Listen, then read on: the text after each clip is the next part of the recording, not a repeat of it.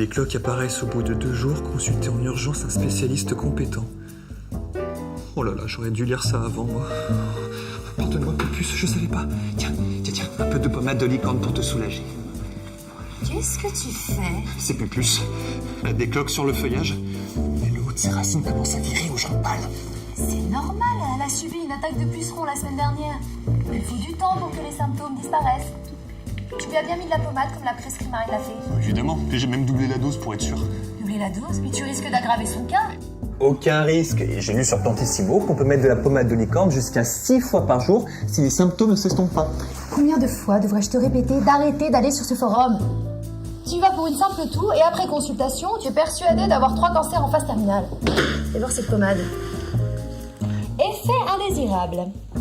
De petites cloques peuvent apparaître sur les feuilles du malade si la dose est trop forte. Respectez le dosage de Marine Lafay.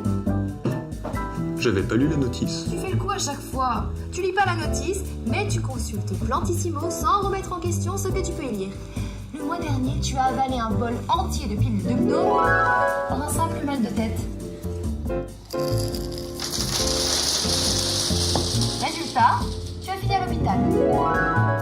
Oui, mais j'avais plus que ça dans mon placard. Justement, il n'est pas bon de prendre n'importe quel médicament sous prétexte qu'on l'a sous la main. Je vais pas attendre 3 heures chez le médecin pour un simple rhume. Et non, bien sûr, pour un simple rhume, une migraine ou des troubles digestifs passagers, si tu ne veux pas voir un médecin, mieux vaut décrire tes symptômes à un pharmacien qui pourra te proposer un médicament adéquat. L'automédication peut être une source importante de danger. Par exemple, en cas d'achat sur Internet ou en cas de réutilisation d'un médicament sans l'autorisation d'un médecin.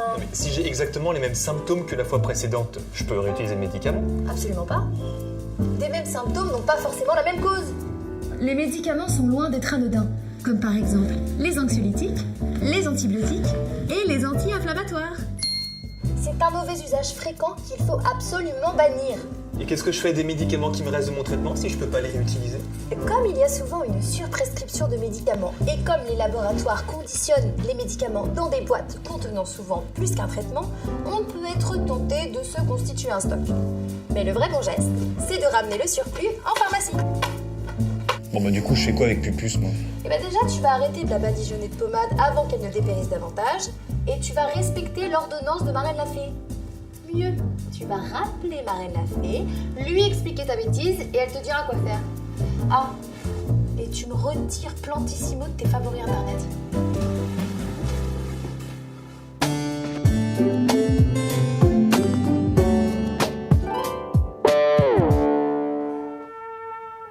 Dis donc Pupus, faut qu'on cause.